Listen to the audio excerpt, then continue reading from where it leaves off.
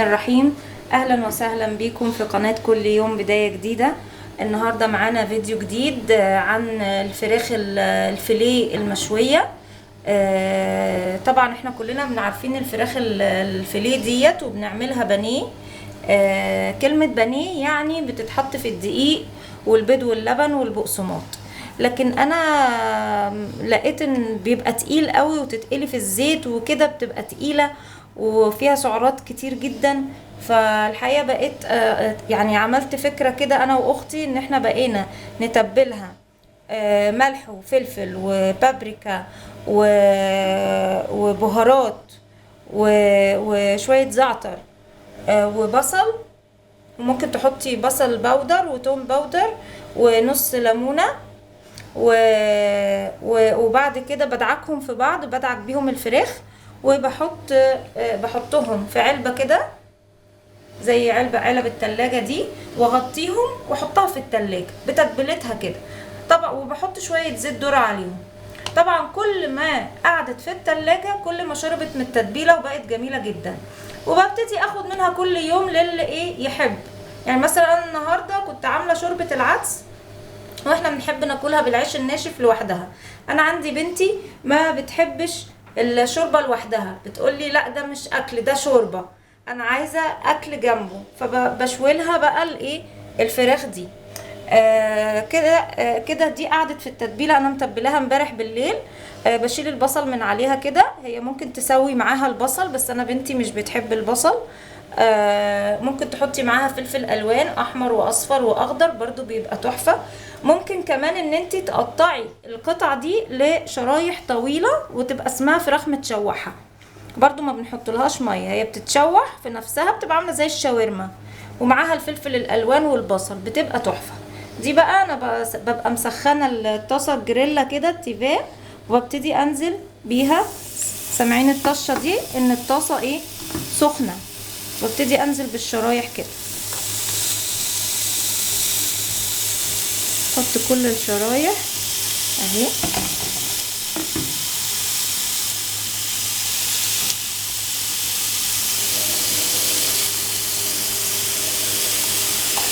وسع لها عشان تنزل، ادي الاخر واحده اهي، وبسيبها كده لحد ما تبتدي تاخد لون من الناحيه اللي تحت، ابتدي اقلبها على الناحيه التانية.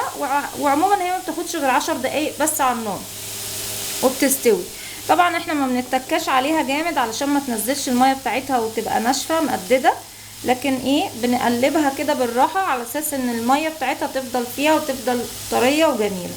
انا هستنى عليها لحد ما الطبقه اللي تحت تاخد لون حلو، وابتدي اقلبها واوريكم شكلها عامل ازاي. كده اللون من تحت بدأ يلون، هبتدي اقلبها كده على الوش التاني اهو. شايفين اللون اهو.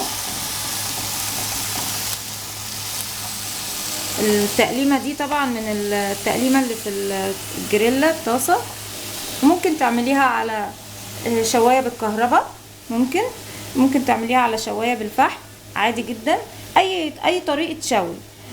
كمان ممكن ان انت مش شرط تعمليها طبعا مع شوربه العدس، الاكله دي ممكن تعمليها لولادك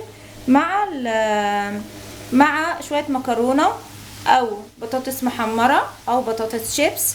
ممكن مع البطاطس المحمره او البطاطس الشيبس بتتاكل بالعيش، ومعاها سلطه خضراء او معاها سلطه كول سلو بتبقى جميله جدا. وممكن تحطي عليها كاتشب او مايونيز على حسب بقى الحاجه. ممكن تعمليها في سندوتشات مثلا عيش فينو وتحطي عليها كابوتشي ومايونيز، يعني ليها كذا طريقه في الاكل. طبعا انا عامله هنا كميه صغيره على قد بس فرحه، لان انا طبعا مستحيل اكل حاجه جنب شوربه العدس، وكمان مامتي معايا برضو ما بتاكلش حاجه جنب شوربه العدس، بناكل جنبها بس العيش الناشف اللي انا وريته لكم المحمر ده. ومش بقى اكسره واحط عليه الشوربه، لا بيطرى، لكن انا وانا باكل بكسر حبه حبه كده وانا باكل عشان يفضل مقرمش وطعمه جميل.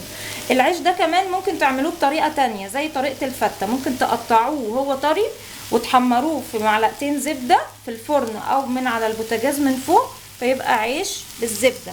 وفي الوقت ده ما تحطوش بقى زبده على الفته، يعني بتحطي العيش ابو زبده ده بس وتحطي فوقيه الشوربه. لكن انا بفضل ان انا اعمله كده من غير زبده، بيبقى اخف، وكمان بقطعه كده في ساعتها فبيبقى حلو جدا. بعمل كده عشان اشوفها استوت ولا لا. هي خلاص استوت، بس انا عايزاها تاخد لون اكتر.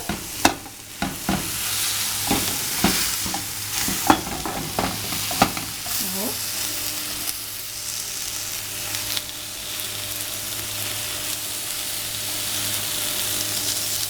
ببتدي بفضل اقلب فيها كده واشوف. بصوا استوت ازاي، بصوا طريه ازاي.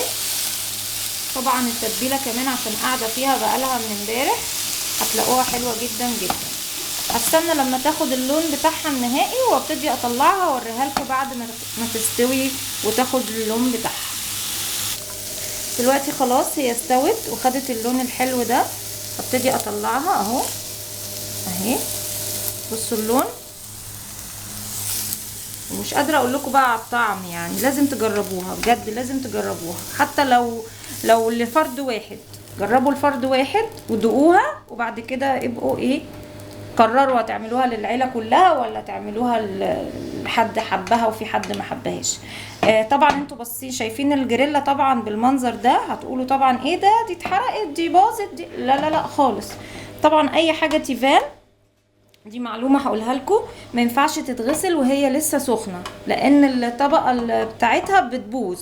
فاحنا دلوقتي هنسيبها تبرد خالص، تبرد خالص تماما، وهبتدي احط عليها شويه ميه معاهم شويه بريل بتاع المواعين، بس اغطي بيه الحته السطح ده واسيبها مثلا 5 دقايق او 10 دقايق، وتعالي اغسلي هتلاقيها رجعت تاني زي الفل. طبعا بالسبونشه بس سفنج، من غير لا سلك ولا اي حاجه، علشان التيفال بتاعها ما يبص.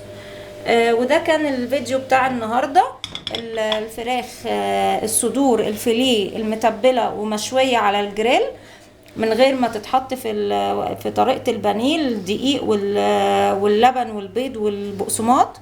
دي كده اخف واصح، وتنفع كمان للدايت. ممكن يتاكل معاها شويه سلطه خضراء ونص رغيف عيش بلدي، وتبقى وجبه جميله جدا جدا جدا. اتمنى ان انتوا تجربوها. ما تنسوش تعملوا لايك لو الفيديو عجبكم، تعملوا شير لاصحابكم عشان يستفيدوا بالفراخ الجميله ديت، وسبسكرايب للي لسه ما اشتركش. ممكن تضغط على المستطيل الاحمر اللي موجود تحت الفيديو، مكتوب فيه سبسكرايب بالانجلش او مكتوب فيه اشتراك بالعربي على حسب لغة التليفون بتاعك او التابلت بتاعك. وتفعلوا الجرس اللي بيظهر بعد ما بتضغطوا على سبسكرايب، بيظهر جرس جنب الكلمة. لازم تضغطوا عليه تاني علشان يبقى حواليه خطين كده، على اساس ان الاشعارات تجيلكوا كل ما اعمل فيديو جديد، يجيلكوا اشعار بالفيديو على التليفون من خلال موقع اليوتيوب. اتمنى ان تكون الوصفة النهاردة عجبتكم، واشوفكم على خير في فيديو جديد، والسلام عليكم ورحمة الله وبركاته.